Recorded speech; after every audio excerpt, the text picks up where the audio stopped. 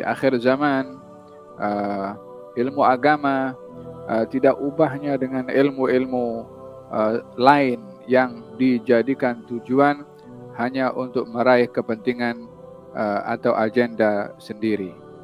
Bila seseorang kebiasaannya dalam ilmu-ilmu umum, ingin meraih kejayaan dalam bidang keduniaan, ingin meraih kepakaran dan ingin jawatan yang tinggi, ingin gaji yang tinggi, di akhir zaman ilmu agama pun akan jadi hal yang seperti itu juga.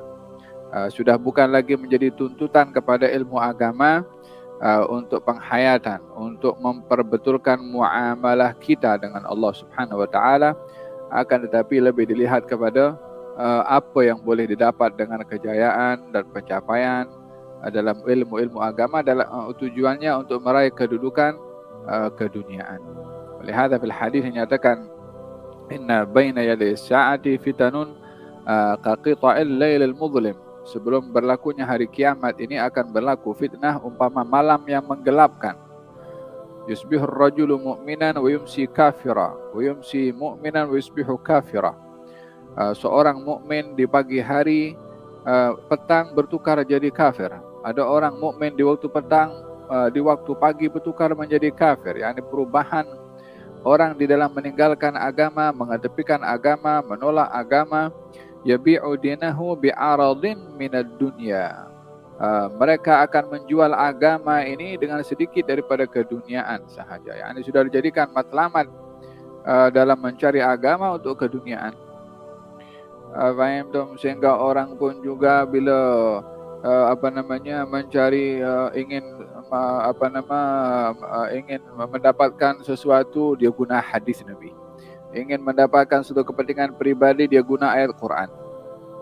Ingin mendapatkan hal-hal yang bersifat khas, dia gunakan pendapat ulama untuk kepentingan pribadi.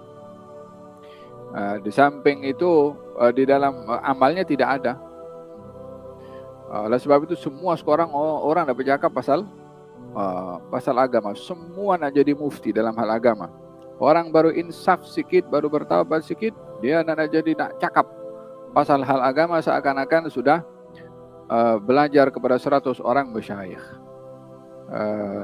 Nampak macam murahnya nilai agama di mata orang-orang agama sendiri, sehingga kullu manhab wadab, semua orang nak bercakap pasal hal agama. Kita punya zaman sekarang kalau dengar ini hadis dhaif ke apa itu sahih? Ini hadis hasan ke atau hadis apa ini? Hadis maudhu. Tanya kepada dia, apa itu hadis dhaif? Apa macam tu dia jawab. Ya kan? Apa itu hadis sahih? Dia tak tahu. Dia tengok internet, hadis ini sahih. Oh, hadis ini hadis maudhu. Siapa cakap? Oh, fulan cakap. Yakni fulan cakap ini hadis katalah hadis maudhu. Fulan ni dengar langsung kok daripada Nabi, ini tak betul. Wa illa itu pendapatnya dia mengatakan hadis itu hadis maudhu. Dia yang kata hadis itu hadis maudhu. Yakni ulama semua ini tolak tepi, hanya dia seorang ke yang boleh menghukum hadis itu. Peliknya zaman kita sekarang, tengok internet dan sekali buka internet yang keluar website-website yang kacau bilau pasal hadis ni. Sehingga mereka tidak sedikit daripada mereka yang menolak ulama-ulama muktabar. Imam Al-Ghazali, ini Ihya Ulumuddin, banyak hadis palsu di situ. Faham tu? Kalau tanya apa itu hadis palsu? Apa syaratnya memahami ilmu hadis? Dia tak tahu. Faham tu?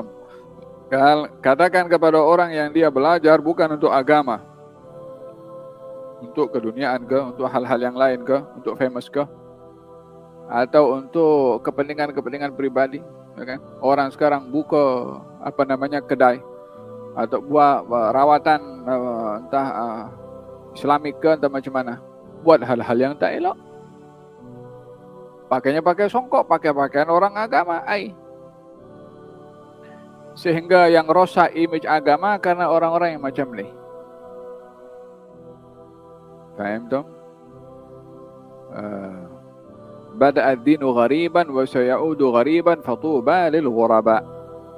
Islam ini datang daripada asing dan akan kembali asing. Kalau dulu Islam ini datang asing daripada orang-orang yang tak kenal Islam. Tapi di akhir zaman Islam ini asing di tengah-tengah orang Islam. Orang Islam banyak tak tahu. Paham dong?